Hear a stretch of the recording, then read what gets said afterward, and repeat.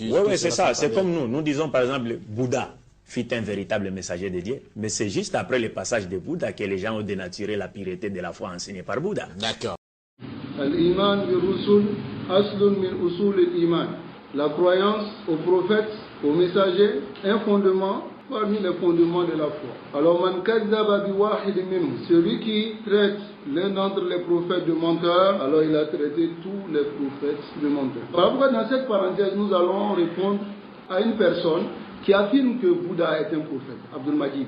Il a dit cette parole il y a longtemps de cela. Il a dit Bouddha est un prophète de Dieu. Ici, voilà Bouddha min dalil. Il faut impérativement la preuve pour affirmer que telle personne est messager et telle personne est prophète. Ce que Abdul Majid nous apporte cela. Mais qui ne se base pas sur ce que Bouddha a donné comme enseignement. Qui ne se base non plus pas sur ce qu'il a vu dans les livres que lui il a lus.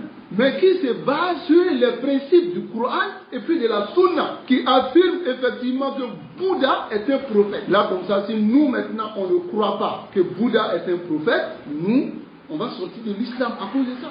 Mais celui dit c'est un prophète et que nous on dit que c'est pas un prophète, et que lui il apporte des arguments, nous on n'a pas d'arguments et nous on ne croit pas cela, est-ce que nous on ne sort pas de l'islam?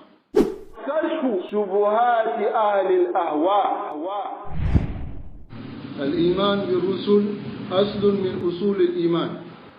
La croyance aux prophètes, aux messagers, un fondement parmi les fondements de la foi. Alors, man kazzaba bi wahid minhum, celui qui traite l'un d'entre les prophètes de menteurs, alors il a traité tous les prophètes de menteurs.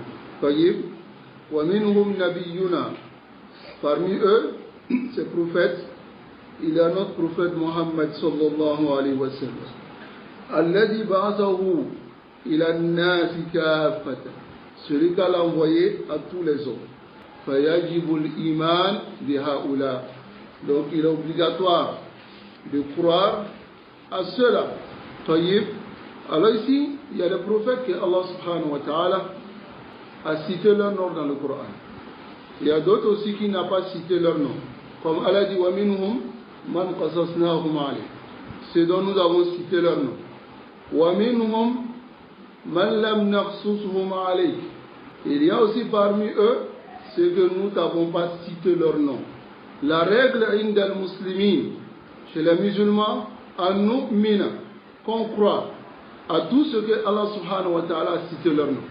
Et maintenant ceux que Allah subhanahu wa ta'ala n'a pas cité leur nom par sagesse, nous croyons qu'il y a des prophètes qui ont été envoyés par Allah, mais que nous on ne connaît pas. Voici la qaïda. Mais si quelqu'un vient à affirmer que telle personne a été envoyée comme prophète ou bien comme messager, alors Madanapoul, qu'est-ce qu'on dit? La Bouddha min itiani dalil. La Bouddha min itiani dalil. Pour cela, nous allons faire une parenthèse. Bismillah tabaraka wa ta'ala. Matalan, Bouddha est-il un prophète? Si quelqu'un affirme que Bouddha est un prophète, la Bouddha min dalil. Il faut une preuve du Coran et de la Sunna qui montre qu'il est un prophète. Il dit qu'il a été envoyé en tant qu'un prophète. Ensuite, cela maintenant doit être confirmé par le Coran et puis la Sunna du prophète sallallahu alayhi wa sallam.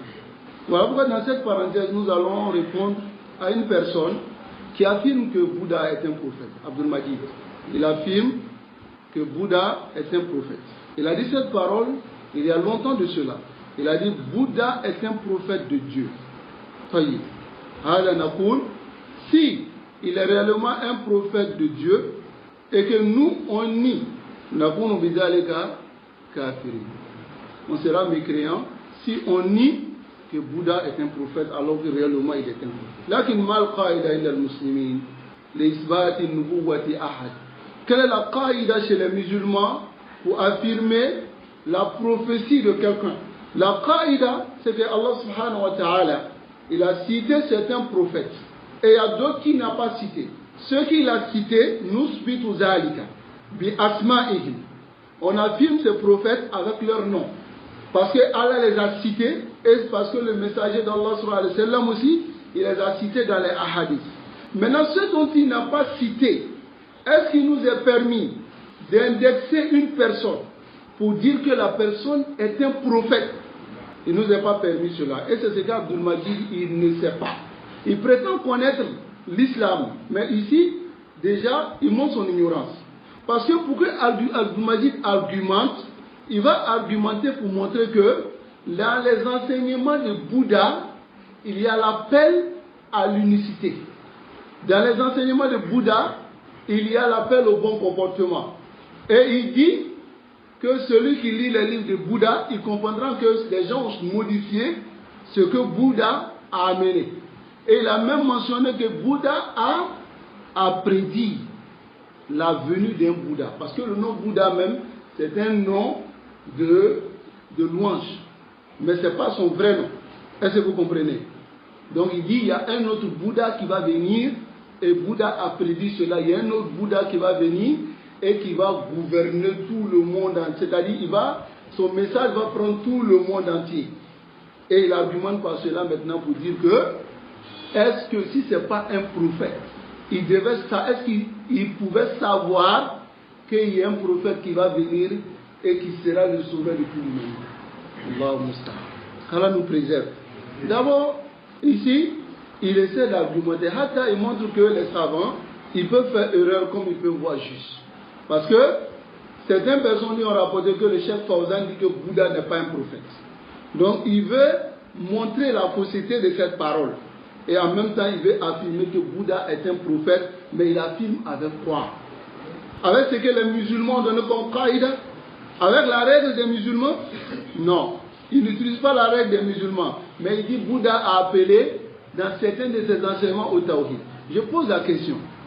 Et si quelqu'un appelle au tawhid dans ses enseignements, est-ce que cela montre qu'il est prophète? Il y a combien de personnes qui ont appelé au tawhid? Hein? Combien de personnes? Beaucoup. Taïb. Mais est-ce que cela montre que c'est des prophètes? Cela ne montre pas que c'est des prophètes. Ensuite, une personne peut avoir des enseignements. Il vient avec des enseignements positifs. Est-ce que cela montre que c'est un prophète? Sinon, nous savons qu'il y a beaucoup de prophètes qui n'ont pas été cités. Mais pour que on croit réellement, parce que notre foi en dépend. Est-ce que vous comprenez? Mais l'usul-iman, parmi les fondements de la foi, il y a quoi? Il y a la croyance aux prophètes. Ici, voilà, pour min dalil, il faut impérativement la preuve fi isbati ay rasulin aw nabiyyin muayyan, pour affirmer que telle personne est messager et telle personne est prophète. Que Abdul Majid nous apporte cela. Mais qui ne se base pas sur ce que Bouddha a donné comme enseignement. Qui ne se base non plus pas sur ce qu'il a vu dans les livres que lui il a lus. Mais qui se base sur les principes du Coran et puis de la Sunna, qui affirme effectivement que Bouddha est un prophète. Là, comme ça, si nous maintenant on ne croit pas que Bouddha est un prophète, nous, on va sortir de l'islam à cause de ça. Mais celui qui dit c'est un prophète et que nous on dit que c'est pas un prophète, et que lui il apporte des arguments, nous on n'a pas d'arguments et nous on ne croit pas cela, est-ce que nous on ne sort pas de l'islam? On sort de l'islam parce que la foi, notre foi en dépend. Taïb, là qu'il m'a dit avec Aïe Dalil, il n'a pas envoyé des dalils. Il a envoyé seulement des paroles, des choses pour montrer qu'il a des enseignements qui appellent au tawhid, il y a des enseignements qui, et c'était quelqu'un, il a prédit tel.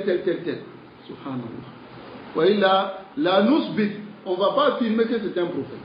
L'imada, parce que les annar risala, le message vient de qui? Allah subhanahu wa ta'ala. Risala min Allah. Et c'est Allah qui désigne ses prophètes et ses messagers. Taïb, la Bouddha min isbadiha. Maintenant, celui qui affirme que telle personne est un prophète, bidoul wahy, quel est son jugement? C'est-à-dire, il affirme que Bouddha est un prophète, sans que cela n'ait été affirmé par une révélation. Parce que la risala vient d'Allah. Ce n'est pas affirmé par une révélation, mais il affirme que c'est un prophète, ou c'est un messager. Quel est son jugement? Madame, il a menti sur Allah, si il sait et qu'on le fait revenir. L'imada, il a affirmé quelque chose qui doit venir d'Allah et de son messager. Mais lui vient affirmer cela. Parce que lui, d'aller lire certains livres, Et il conclut que c'est un prophète. Je fais une déclaration dans les années passées par rapport à Bouddha. Alors il y a aussi des frères qui m'ont accusé d'avoir fait de Bouddha un prophète. Alors qu'il y a des ulémas, ils ont cité Alim, Hafizahullah, qui a dit que Bouddha n'était pas un prophète. Nous, je profite de cette occasion pour dire, quand on dit que Bouddha fut un prophète de Dieu, parce que nous avons des preuves, il peut y arriver que les Alim qui a dit que Bouddha n'est pas un prophète, il n'a pas réussi toutes les preuves, il n'a pas sélectionné toutes les preuves. Et d'abord, il arrive même qu'il se prononce sur Bouddha alors qu'il n'a lu aucun livre de Bouddha. Tu vois un peu ça?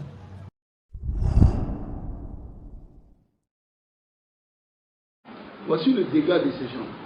Et on lui apporte la parole d'un savant. Il dit non, tout le monde peut faire l'erreur comme il peut voir juste. Il la sort, il va à al-qabr. Et puis il vient maintenant, il dit non, qu'il a prédit qu'il y aura un prophète qui va être le sauveur de l'humanité. Subhanallah. Est-ce que c'est comme ça on affirme la prophétie d'une personne? En islam, ce n'est pas ainsi. Sinon on pouvait approuver aussi la prophétie de beaucoup de personnes. N'est-ce pas?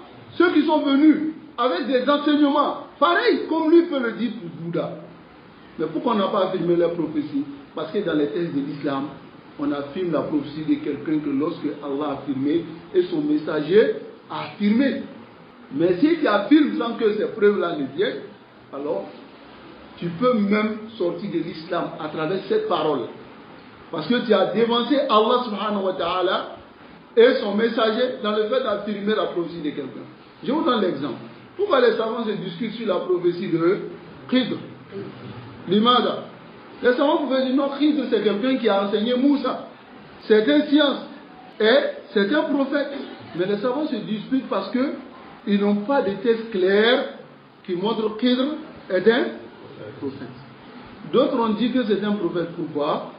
Parce que Khidr, il enseignait une science, c'est-à-dire ce qu'il faisait avec Moussa revenait de la science de l'invisible. Donc ils disent que Khidr ne pouvait pas atteindre cette science que par une révélation. Et si une personne reçoit une révélation, c'est que c'est un prophète. Parce que le commun des gens ne reçoivent pas de révélation comme Allah même a dit dans le Coran. Donc ils ont conclu que Khidr était un prophète. Mais d'autres sont allés à dire que Khidr, il n'y a pas un dalil clair qui est venu montrer que c'est un prophète. Donc ils disent que c'est pas un prophète. Mais celui dont lui il affirme que c'est un prophète là, qu'est-ce qu'il a comme dalil lâché? Hakim, Luqman al-Hakim. Pourquoi on n'affirme pas aussi que c'est un prophète? Parce qu'il avait des enseignements aussi, n'est-ce pas? Mais pourquoi on n'affirme pas que c'est un prophète? Parce qu'il n'y a pas de texte qui montre que c'est un prophète. Donc, Nakoulou, Luqman al-Hakim, c'est sage. Comme ça vient aussi dans la parole du prophète sallallahu alayhi wa sallam, Luqman al-Hakim. Mais on ne peut pas affirmer que c'est un prophète parce qu'il n'y a pas de preuve qui vient affirmer cela. Cela nous préserve. C'est-à-dire quelqu'un même qui ne sait pas comment on affirme la prophétie d'un prophète en islam. Il ne sait même pas. Comment on affirme la prophétie d'un prophète en islam. Si tu vas dans Moutafa de Sahih, Moutafa de Sahih, l'Iman de Rusul. Le Cheikh Abdul Salam ibn Bredis, il a dit quoi? Nous, on croit à tous les prophètes et messagers, ce qu'Allah a cité, et jumlatan de façon générale, ce qu'Allah n'a pas cité. Ce qu'Allah n'a pas cité, est-ce qu'il nous est permis de regarder quelqu'un comme ça pour dire c'est un prophète? Est-ce qu'il nous est permis de dire ça? On croit seulement qu'il y a eu des prophètes, comme Rasul sallallahu alayhi wa sallam, il a dit 124 000 prophètes et 313 messagers. Ça vient dans un hadith authentique. Donc on affirme. Mais combien de prophètes nous avons leur nom? C'est pas beaucoup. Donc on croit à ceux qu'Allah a précisé leur nom, disant que ceux-là c'est des prophètes, parce que c'est Allah qui nous a informés et son messager que c'est des prophètes. Maintenant, ce que Allah n'a pas cité, est-ce qu'il nous a permis de viser quelqu'un pour dire que c'est un prophète? Mais il ne sait pas. Pas qu'il nous chez là, celui qui n'a pas quelque chose, il ne peut pas donner. Et quiconque fait scission avec le messager, après que le droit chemin lui est apparu, et suit un sentier autre que celui des croyants, alors nous le laisserons comme il s'est détourné, et le brûlerons dans l'enfer. Et quelle mauvaise destination!